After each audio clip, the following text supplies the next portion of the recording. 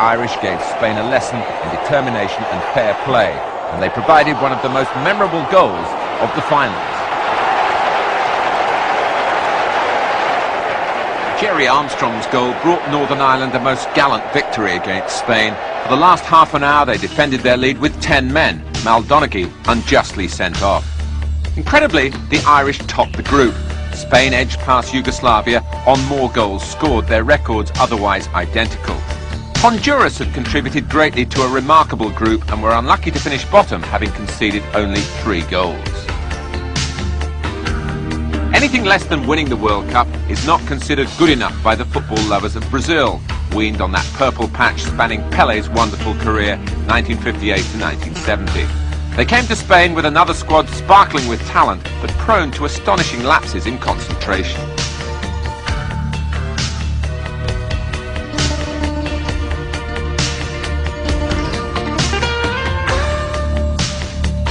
The Soviet Union, Scotland and New Zealand had the doubtful privilege of a place alongside Brazil in Group 6. The Soviets had put so much into preparation that there was a fear that they might not have timed their challenge correctly. Scotland's past successes had been in qualification rather than the finals, while New Zealand were breaking new ground. The 2 favourites to qualify met straight away in Seville. For all their great talent and tradition, Brazil are not renowned as fast starters at a World Cup. Manager Tele Santana had tried to warn the notoriously impatient faithful back in Rio and Sao Paulo that Brazil had no divine right to victory. But even Santana didn't expect such a nerve-jangling performance by his goalkeeper, Valdir Perez.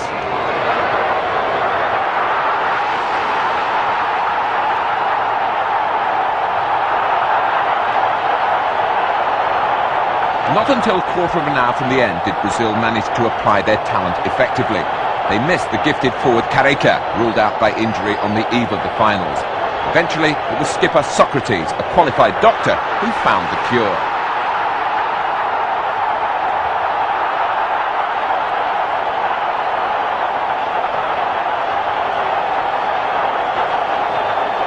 Three minutes remained on the clock in Seville when their talented but temperamental winger, Eder, rattled home the winner. Again, Socrates was at the heart of the action. This was more like the old Brazil. The Soviet goalkeeper, Rinat Dasaev, was rooted to the spot.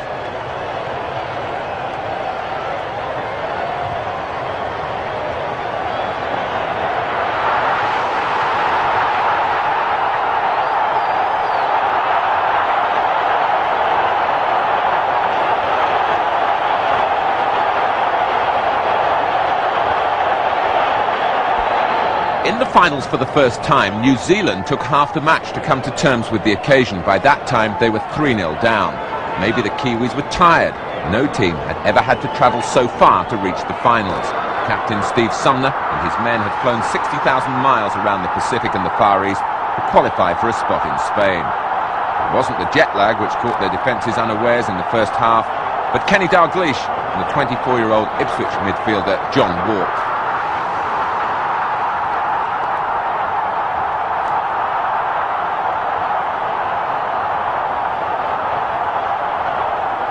Goalkeeper Frank van Hattem had won every honour possible back in New Zealand, but at this level such experience hardly counted. His defenders didn't give him a lot of help either.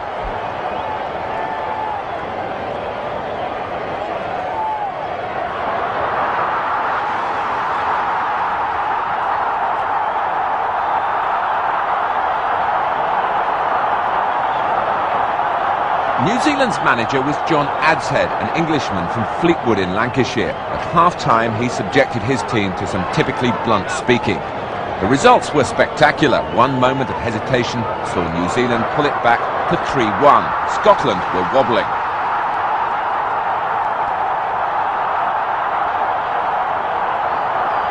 The Tartan army on the terraces wondered if their favourites had again pressed a self-destruct button, especially when Steve Woodin scored another.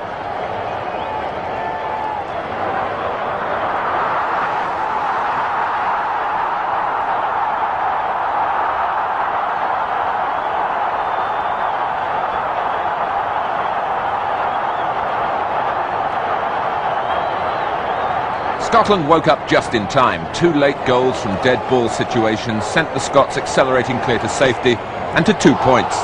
But the 5-2 scoreline sounded better than the performance looked. John Robertson scored goal number 4 from an expertly taken free kick.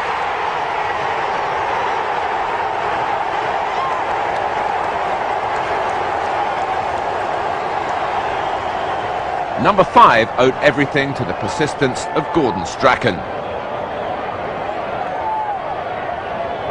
He forced and then took the corner from which Steve Archibald headed home.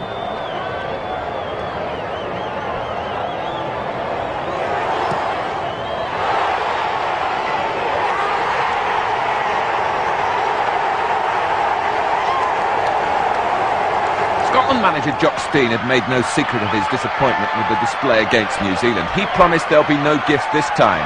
For half an hour, Scotland were as good as their word. They even shocked Brazil by taking the lead with a splendidly struck goal from Dundee United's David Neri.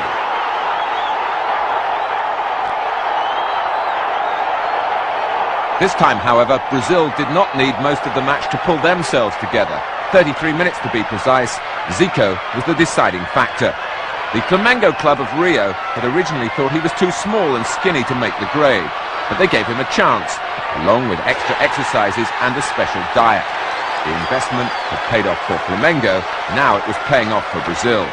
Zico not only scored their first goal, but he drifted through midfield like a shadow the Scots couldn't touch. Gradually he and Socrates brought all Brazil's exuberance to the boil. 3 minutes into the second half and centre-back Oscar came forward to head Brazil into the lead.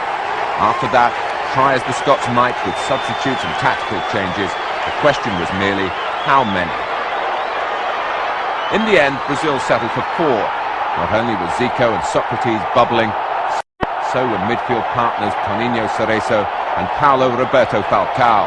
So were the attacking fullbacks Leandro and Junior, central striker Serginho and left winger Eder. Suddenly, Brazil looked potential World Cup winners.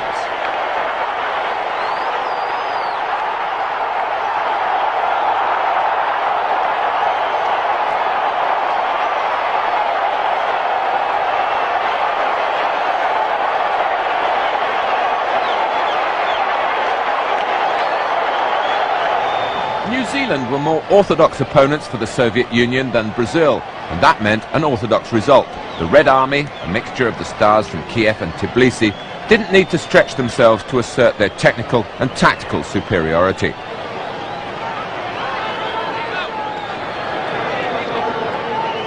Yuri Gavrilov, a rare outsider from Moscow Spartak, gave the Soviets a half-time lead. But man of the match was the Kiev striker Oleg Blokhin, a former European Footballer of the Year.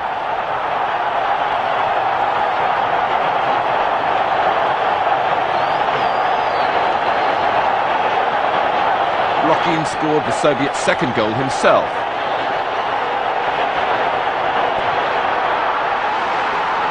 And then he laid on the third for his Kiev teammate Sergei Baltacha.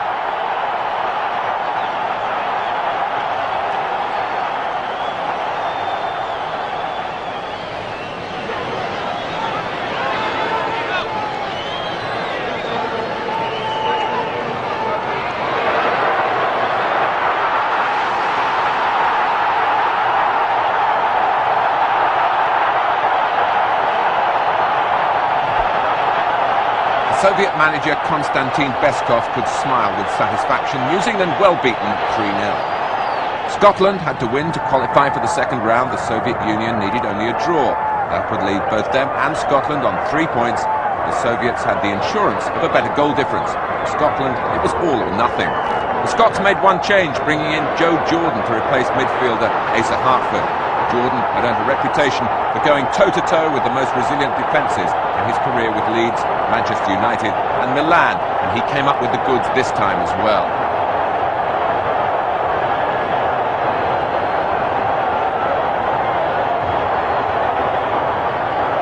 At half-time, Scotland still led 1-0 and had a put in the second round. But slowly the Soviet defence cut off Jordan's supply lines. At the back, Scotland began to look hesitant. and they paid a terrible price. Soviet sweeper Alexander Chivadze moving upfield to strike an equaliser, which caught goalkeeper Alan Rough by surprise.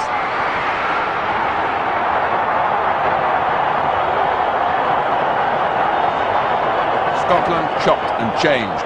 Jordan and the tiring Gordon Strachan were substituted, but the introductions of Danny McGrain and Alan Brazil proved too little too late. A horrible mix-up in the Scotland defence, and Ramas Shengelia, Chivadze's Georgian teammate at Tbilisi, did the rest.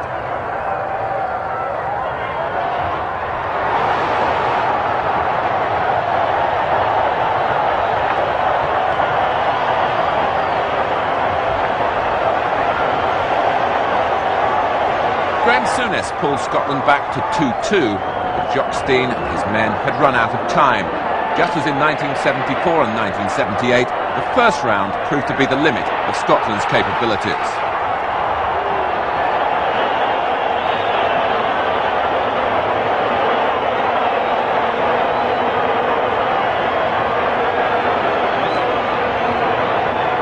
Brazil had established their confidence against the toughest opposition in the group. Now they went to town against the weakest. New Zealand did their best, but all their physical effort couldn't hide the chasm between the teams. Once again, the Samba of soccer success was led by Zico. The previous year, he'd been a winner in the World Club Championship, inspiring Flamengo's victory over Liverpool. Now Zico wanted the other World Cup to complete his double. In Argentina in 1978, he had disappointed. He disagreed with Brazil's tactics then and struggled against injury. Now he was a player reborn at the peak of his career. The longer the World Cup went on, the more his dream appeared likely to come true.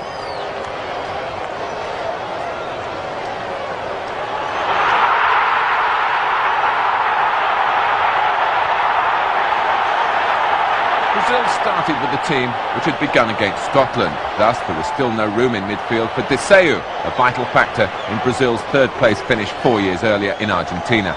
Such was the wealth of talent at Tele Santana's disposal. Could anyone else at these finals live with Brazil in this sort of mood?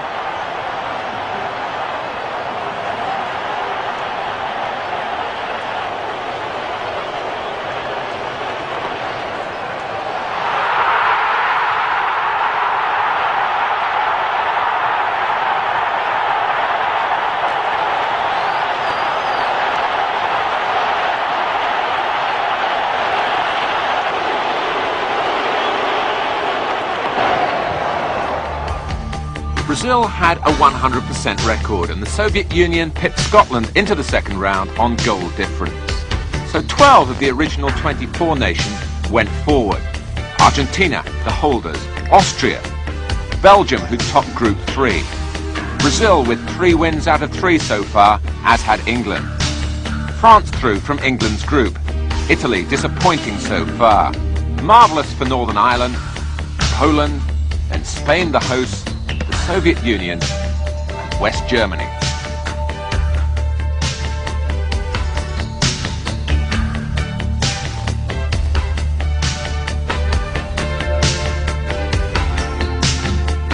Now those 12 countries were split into 4 further mini-leagues, but there was no sneaking through in second place now.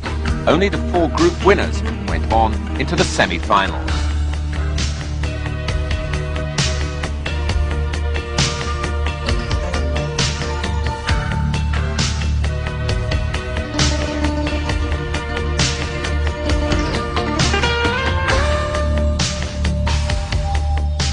Group A, based in Barcelona's Nou Camp Stadium, had a strong Eastern European flavour with Poland and the Soviet Union. Belgium certainly liked the setting. They'd beaten Argentina here in the opening match. They also started Group A against Poland, but fell foul of one player who'd been hoping to earn a transfer to an English club, Poland's Zbigniew Boniek. Those English clubs who had checked out Boniek before the World Cup had considered his temperament in doubt. They left the transfer field free to Juventus and must have been kicking themselves after Boniek virtually single-handed demolished Belgium.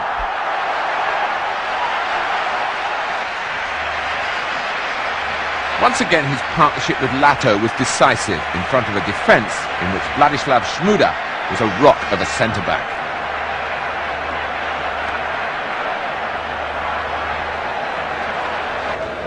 Belgian fans saw virtually nothing of Van den Berg, their opening match hero against Argentina.